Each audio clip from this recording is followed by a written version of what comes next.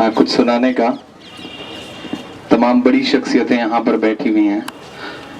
नजीब की अम्मी भी यहाँ पर हैं, जिन लम्हों का मैं बहुत दिन से इंतज़ार कर रहा था। मैं पूरे हिंदुस्तान में नजीब की अम्मी की आवाज़ बन करके बोलने की कोशिश कर रहा हूँ, तमाम मशायरों में, तमाम कवि सम्मेलनों में। और मेरी कोशिश रही कि उस माँ के आंसुओं को पूरे हिंदुस्तान तक पहुँचा सकूँ और शायद कुछ हद तक लोगों को बेदार करने में कामयाब भी रहा हूँ।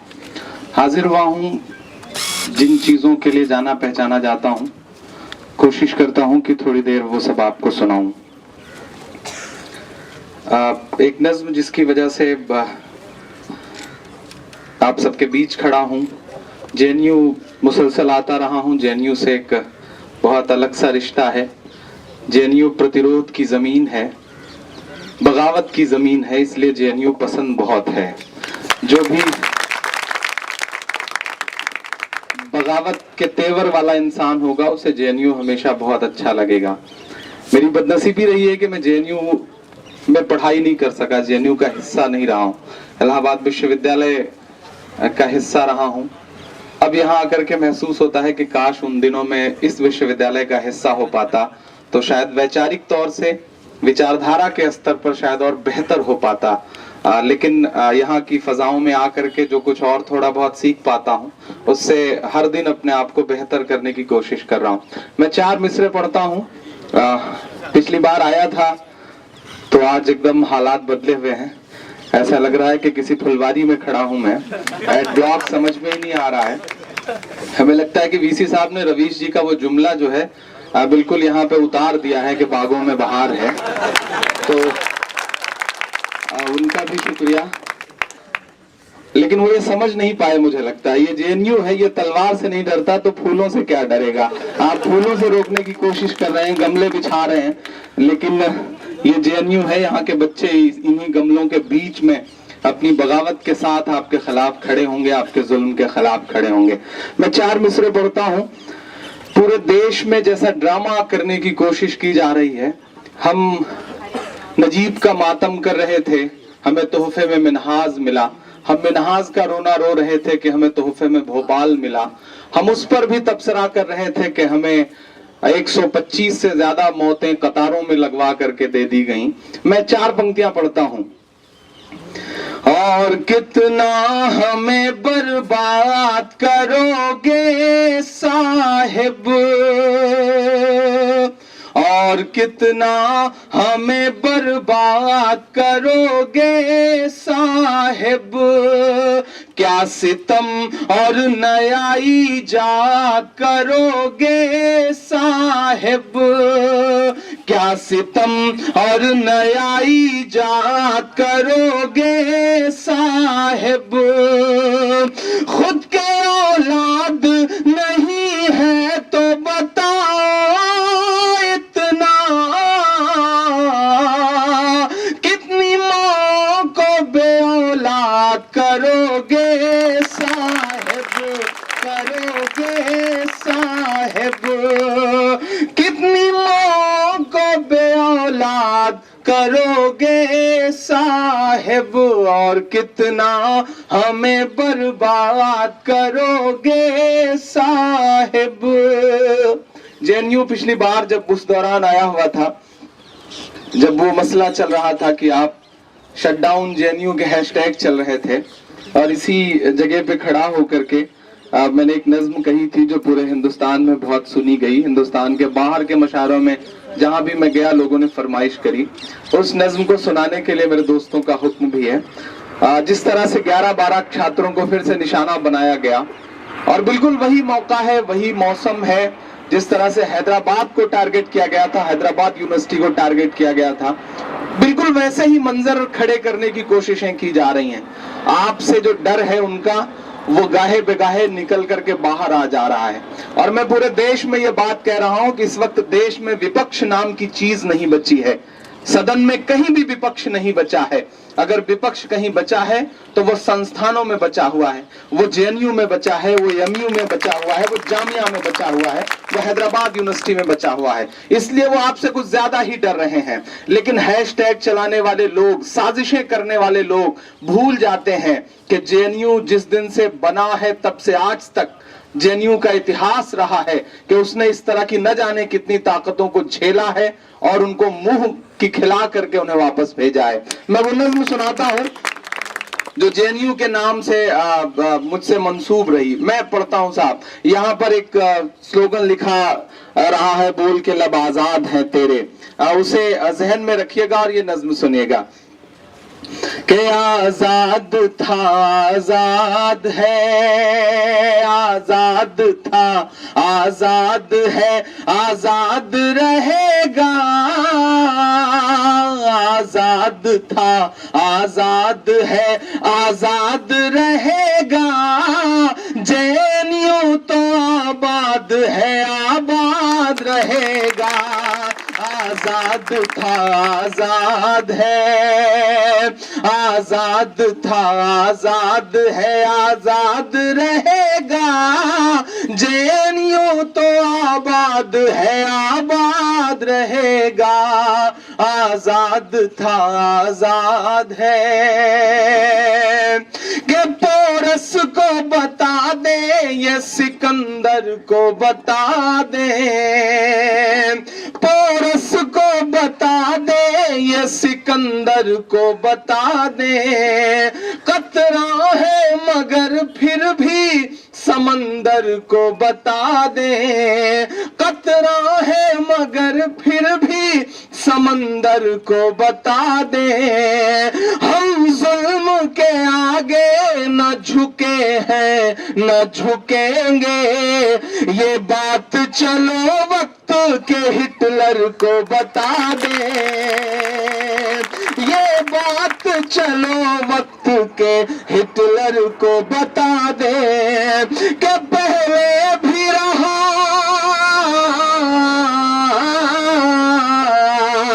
पहले भी रहा है और तेरे बाद रहेगा। जेएनयू तो आबाद है, आबाद रहेगा। ये आबाद रहेगा, ये आबाद रहेगा। आजाद था आजाद है, आजाद रहेगा। जेएनयू तो आबाद है, आबाद रहेगा। आजाद था आजाद है। आखिरी बंद पढ़ता हूं। आपने कभी सोचा है कि ऐसी सी जगहों पे भी एहतजाज के लिए लोग निकल रहे हैं जहां कभी आप तसव्वुर नहीं कर सकते थे, जहां कभी ख्वाब नहीं देख सकते थे। मैं सलाम करूंगा अलीगढ़ मुस्लिम विश्वविद्यालय के उन बच्चों को जिनके ऊपर बर्बरता पूर्वक लाठियां बरसी, खून बहा सर से, लेकिन उन्होंने अपने कदम वापस नहीं खींचे। सलाम है उनको जो जेएनयू के लिए नजीब की तलाश के लिए सड़कों पर निकले हैं।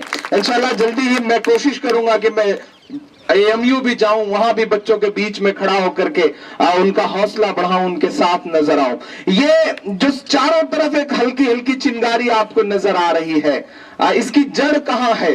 इसकी मूल जो बात है वो कहां से निकली है? मैं इस बंद में उसे पिरोने की कोशिश करता हूं।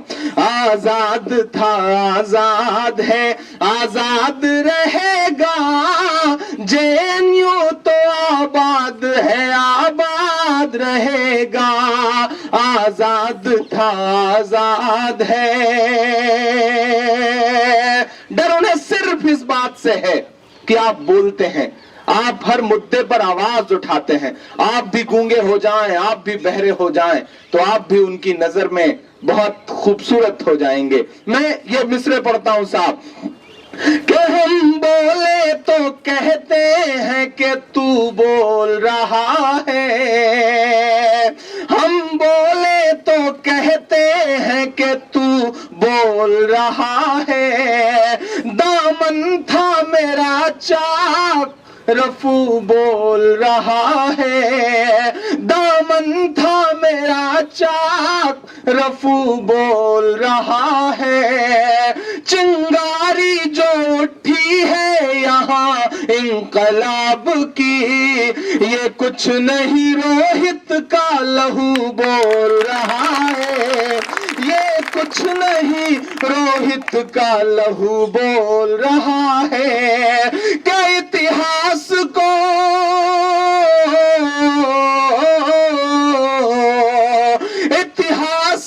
ये लम्हा सदा याद रहेगा।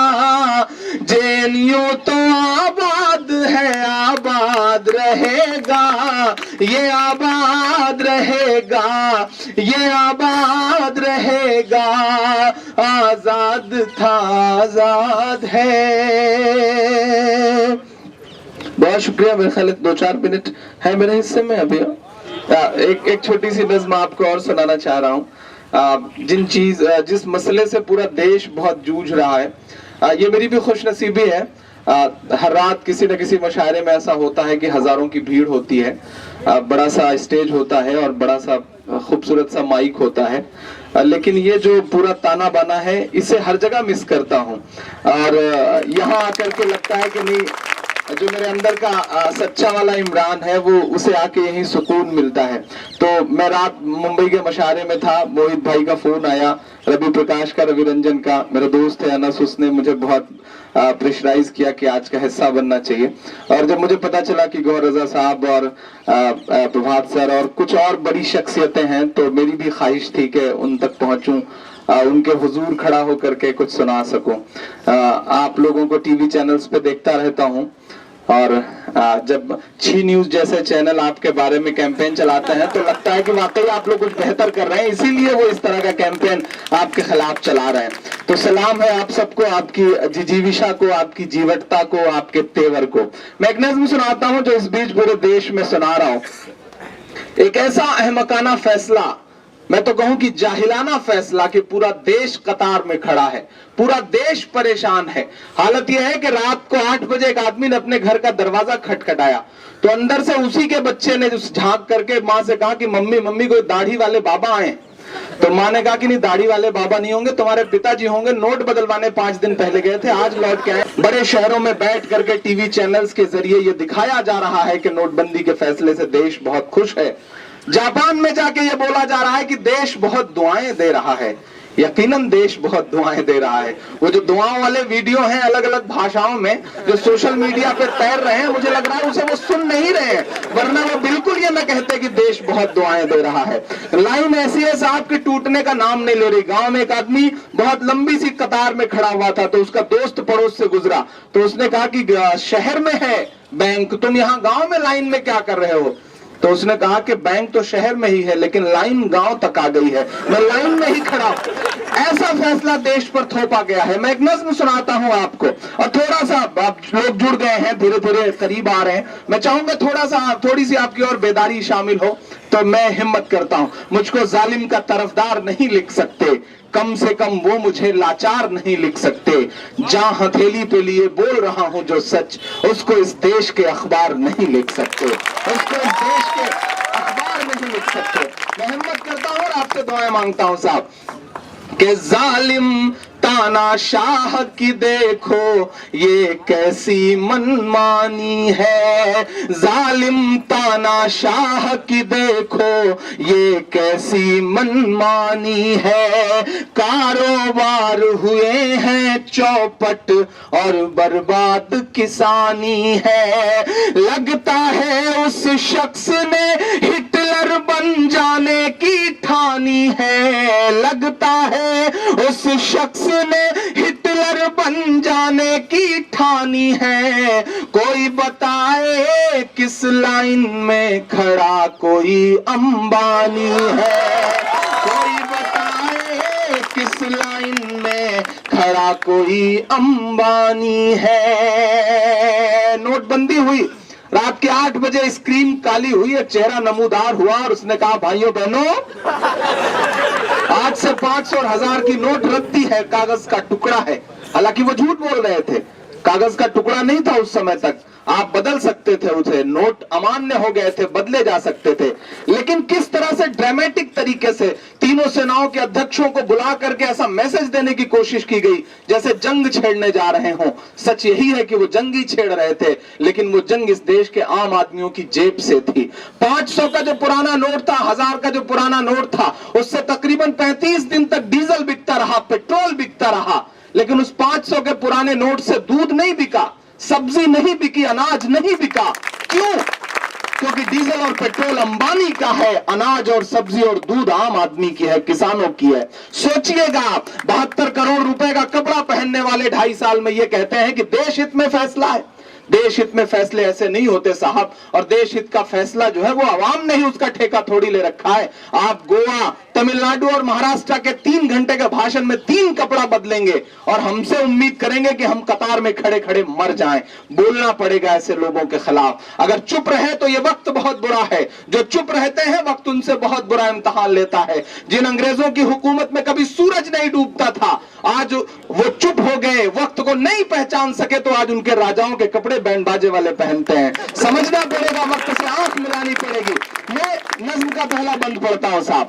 कोई बताए किस लाइन में खड़ा कोई अंबानी है, लगता है उस शख्स ने हिटलर बन जाने की ठानी है। कोई बताए किस लाइन में खड़ा कोई अंबानी है, कि हमारे दर्द में गम में फटकने भी नहीं आए, हमारे दर्द में गम में फटकने भी नहीं आए, वो मित्रों कह के हाथों को झटकने भी नहीं आए। कहा तो कह रहे थे मुझको फांसी पर चढ़ा देना, मगर जब वक्त आया तो लटकने भी नहीं आए। 50 दिन पूरे हुए, मैं 46 मिनट तक लाइव सुनता रहा, झेलता रहा कि काश वो ये कह दें कि मैंने काले धन के खिलाफ जो मुहिम शुरू की थी मैं उसमें हार गया, कौन से चौराहे पर आऊं। लेकिन ये छोड़ करके उन्होंने सब भाषण पिलाया, लेकिन कहीं से भी न चौराहे का जिक्र आया, न फांसी पे लटकने का जिक्र आया। मैं बंद पढ़ता हूं साहब। कोई बताए किस लाइन में खड़ा कोई अंबानी है, कि जो कहते थे 100 दिन के अंदर काला धन लाएंगे, काला धन ना ला पाए तो खुद फांसी चढ़ जाएंगे, काला धन ना ला पाए तो खुद फांसी चढ़ जाएंगे। 2.5 साल हुए हैं फिर भी जुमलेबाजी चालू है, 2.5 साल हुए हैं फिर भी जुमलेबाजी चालू है, और भक्तों को लगता है कि साहिब बड़ा दयालु है, और भक्तों को लगता है कि साहिब बड़ा दयालु है। आम आदमी के ख्वाबों से ये तो बेईमानी है। कोई बताए किस लाइन में खड़ा कोई अंबानी है, जालिम तानाशाह की देखो ये कैसी मनमानी है। जेएनयू को सलाम कि आप उस शख्स के शातिरपने को समझते हैं और उसी तेवर के साथ उससे लड़ते हैं, वरना जो विपक्ष में बैठे लोग हैं ना, वो उसका शातिरपना नहीं समझ पा रहे हैं। वो शख्स रिश्तों का भी कितना इस्तेमाल करता है कि अपनी 97 साल की बूढ़ी मां को 4500 रुपया निकालने के लिए कतार में खड़ा कर देता है। आप समझिए कि वो रिश्तों का कैसे इस्तेमाल करते हैं। और हद तो यह है साहब कि जब उनकी माताजी पैसे निकालने गई तो लिमिट 4500 थी, वो निकाल करके आई, दूसरे दिन 2000 कर दी गई। उनकी माताजी निकाले तो 4500 और हमारी आपकी माताजी जाए तो 2000। ये भी नाइंसाफी का एक आलम है। मैंने एक शेर कहा कि फर्जी आंसू छलकाना पड़ जाए ये अमाल न कर, फर्जी आंसू छलकाना पड़ जाए ये अमाल न कर, पहले ही जज्बात नहीं है खुद को और कंगाल न कर। वोट के नाम पे, नोट के नाम पे खूब सियासत कर, लेकिन मां जैसे पाकीज़ा रिश्ते का तो इस्तेमाल न कर, मां जैसे पाकीज़ा रिश्ते का तो इस्तेमाल न कर। मैं ये बंद पढ़ता हूं साहब कि माओ बहनों के पल्लू के सारे पैसे लूट गए, माँ बहनों के पल्लू के सारे पैसे लूट गए, नन्हे मुन्ने बच्चों के हाथों के गुल्लक फूट गए, नन्हे मुन्ने बच्चों के हाथों के गुल्लक फूट गए। पूरा देश कतार में है, ये कैसी तेरी तैयारी है। लाइन में खड़े हो तो भक्तजन आके ऐसे ऐसे उदाहरण देते हैं, ऐसे ऐसे समझाने की कोशिश करते हैं कि देश हित में अगर सेना का जवान सरहद पे खड़ा रह सकता है तो आप देश हित में कतार में क्यों नहीं खड़े रह सकते। बिहार में जाके एक जगह यही बात समझाने की कोशिश की, बंदा बिहारी था, उसने पलट के कस के कूट दिया। जब कूट दिया तो भक्त भड़क गया, बोला आप जो है हिंसा पे उतारू हो गए, ये क्यों कर रहे हैं। तो उसने कहा नहीं नहीं साहब, अगर देश हित में सेना का जवान सरहद पे खड़ा रह सकता है तो मैं कतार में रह सकता हूं, लेकिन अगर देश हित में सेना का जवान सीने पे गोली खा सकता है तो आप 10-20 लात भी नहीं खा सकते। आपको भी खाना पड़ेगा साहब। लोग जाग तो रहे हैं, बेदार तो हो रहे हैं। मुझे खुशी है कि मैं उस सूबे से आता हूं कि जहां बहराइच में 21 डिग्री टेम्परेचर में हेलीकॉप्टर नहीं उतरा साहब। तो हेलीकॉप्टर इसलिए नहीं उतरा क्योंकि नीचे मुर्दाबाद के नारे लग रहे थे। लोग बेदार तो हो रहे हैं, लोग जाग तो रहे हैं। हालांकि वो जो चश्मा है भक्ति का वो उतरने में थोड़ा वक्त लगेगा, लेकिन मेहनतें जारी रखना है, मेहनतों में कमी नहीं करना है। फासिस्ट ताकतों की उम्र बहुत कम होती है, ये भी एक सच बात है। आजकल तो सोशल मीडिया पे कार्टून बहुत शेयर हो रहा है कि एक तरफ साहब खड़े हैं माइक पर, उनके बगल में छोटे वाले साहब खड़े हैं और कह रहे हैं कि सर हमने भीड़ तो बहुत ज्यादा इकट्ठी की थी लेकिन कोहरे की वजह से दिखाई नहीं पड़ रही है। कोहरे ने ये हालत कर रखी है। और मुझे तो हैरत होती है कि वायुसेना का वही हेलीकॉप्टर जो सियाचिन में -3 डिग्री टेम्परेचर में उतर गया, वो बहराइच में 21 डिग्री टेम्परेचर में क्यों नहीं उतर पाया। आपको समझना पड़ेगा इस बात को। मैं आखिरी बंद पढ़ रहा हूं साहब कि माँ बहनों के पल्लू के सारे पैसे लूट गए, नन्हे मुन्ने बच्चों के हाथों के गुल्लक फूट गए। पूरा देश कतार में है, ये कैसी तेरी तैयारी है। कहते हैं पेटीएम करो, पेट्रोल टंकी पे जाओ, पेट्रोल और डीजल भराओ तो पेटीएम करो। कैसा जाहिलाना फैसला है। हम पिछले 10 साल से पेट्रोल टंकियों पे एक स्लोगन पढ़ते आ रहे हैं कि मोबाइल का इस्तेमाल मत करिए, विस्फोट हो सकता है। और आप बताइए कि जब विस्फोट हो सकता है तो आदमी पेटीएम कैसे करेगा। हद है जाहिलियत के साथ। पता नहीं कौन है उनके जो उन्हें ये बातें समझा रहा है। मैं पढ़ता हूं साहब ये मिसरे कि माँ बहनों के पल्लू के सारे पैसे लूट गए, नन्हे मुन्ने बच्चों के हाथों के गुल्लक फूट गए। पूरा देश कतार में है, ये कैसी तेरी तैयारी है। 100 से ज्यादा मौतों की ये किसकी जिम्मेदारी है। 100 से ज्यादा मौतों की ये किसकी जिम्मेदारी है। लगता है उनकी आंखों का आज मर गया पानी है। कोई बताए किस लाइन में खड़ा कोई अंबानी है। जालिम तानाशाह की देखो ये कैसी मनमानी है। बहुत शुक्रिया। मैं 2 मिनट में आखिर में एक बहुत छोटी सी नज्म वो सुनाता हूँ, चूंकि नजीब की अम्मी यहाँ बैठी हुई हैं और ये नज्म पढ़ते हुए कहते हुए बारहा रोया मैं। तमाम मुशायरों में हिंदुस्तान के बाहर भी जहां मैं जा सका मैंने वहां इस नज्म को पढ़ा, अपना एक मिशन समझ के इस नज्म को पढ़ा और सोच रखा है कि जब तक नजीब सही सलामत हमारे बीच में वापस नहीं आ जाते तब तक मैं इस नज्म को पूरे हिंदुस्तान में, हिंदुस्तान के बाहर पढ़ता रहूंगा। मैं जब 3-4 दिन हुआ था उस हादसे का, उसके बाद मैं आया था एड ब्लॉक ही गुमनाम तरीके से, उन्हें देख करके, नजीब की अम्मी को देख करके मैं वापस लौट गया था। हिम्मत नहीं हुई थी वहां कुछ देर और बैठ पाने की। न जाने क्यों मुझे ऐसा लगा कि नजीब की अम्मी जो यहाँ पे रो रही हैं, चीख रही हैं, चिल्ला रही हैं, अगर उनकी जगह मेरी अम्मी होती तो नजीब की जगह कोई इमरान होता, कोई रवि होता, कोई अशोक होता, कोई अनस होता तो। लेकिन दुनिया चुप है साहब अपने अपने एसी कमरे में बैठे हुए लोग तबसरा तो कर रहे हैं लेकिन सड़कों पर नहीं उतर रहे हैं। ये मुश्किल दौर है, इस मुश्किल दौर से बहुत हिम्मत से लड़ने की जरूरत है। आपके सब्र का मुसलसल इम्तिहान लिया जा रहा है, आपको झेलाया जा रहा है। लेकिन सलाम फिर जेएनयू को, मैं पूरे देश में ये बात कह रहा हूं कि एक ऐसा बच्चा जिसने एडमिशन लिया, एडमिशन लेकर के वापस चला गया और कुछ दिन बाद वो आकर के हॉस्टल में शिफ्ट होता है। मेरा ख्याल है कि जेएनयू के तमाम